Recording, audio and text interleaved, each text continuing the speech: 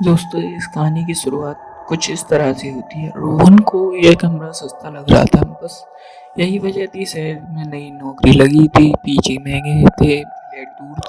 आखिरी उससे यह पुरानी बिल्डिंग मिली, 3 मंजिला, बिना लिफ्ट, बिना चौकीदार। मकान मालिक ने बस इतना कहा था, रात में ज्यादा आवाज मत किया करो। कमरा नंबर 13 तीसरी मंजिल पर था। पहली रात रोहन की नींद नहीं आई। कमरे में अजीब सी ठंड थी, जबकि पंखा बंद था। दीवारों से नमी की हल्की बदबू आ रही थी। रात को करीब 1:41 हुई थी। उसे लगा जैसे कोई फर्श पर नंगे पांव चल रहा हो। छप छप। वो उठकर दरवाजे तक गया। बाहर कॉरिडोर में अंधेरा था, कोई नहीं। वो लौट आया, लेकिन जैसे ही बिस्तर पर लेटा, आवाज फिर आई। अब उसके कमरे के अंदर। इस बार आवाज बेड के नीचे से थी।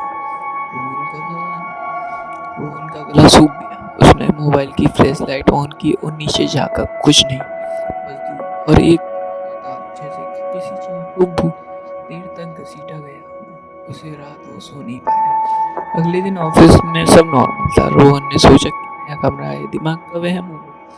दूसरी रात ठीक 2:13 उसकी नींद अपने आप खुल गई। कमरे में कोई आवाज नहीं थी, लेकिन एक चीज गलत थी। कमरे पहले से छोटा लग रहा था। दीवारें जैसे करीब आ गई हों।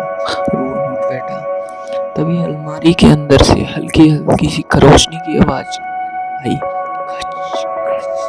वो हिम्मत करके अलमारी के पास गया, दरवाजा खोला।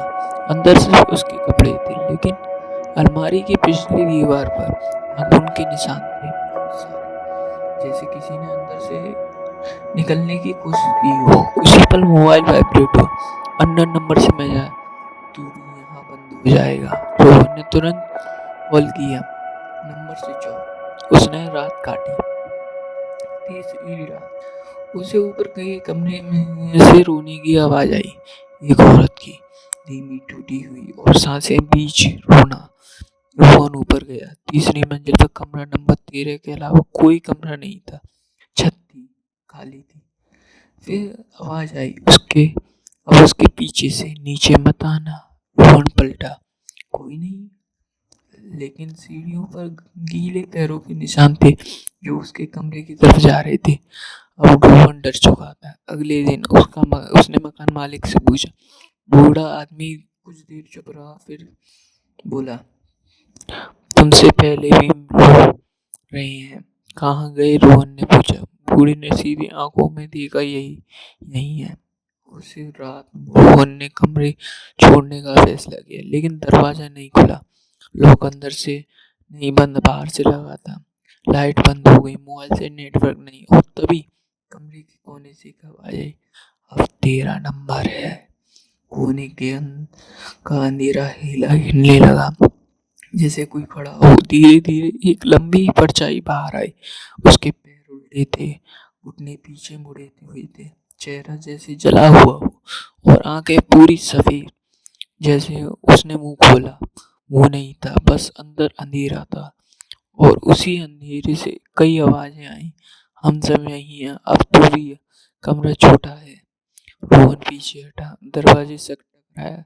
दीवार नरम थी, जैसे चमड़ी। वो चिल्लाया, लेकिन आवाज उसी अंधेरे में डूब गई। सुबह बिल्डिंग से सन्नाटा था। कमरा नंबर 13 खुला था। अंदर कोई नहीं था, बस दीवारों पर एक या निशान था, एक और नाम, रोहन। और नीचे लिखा था, अब जगह पूरी हो गई।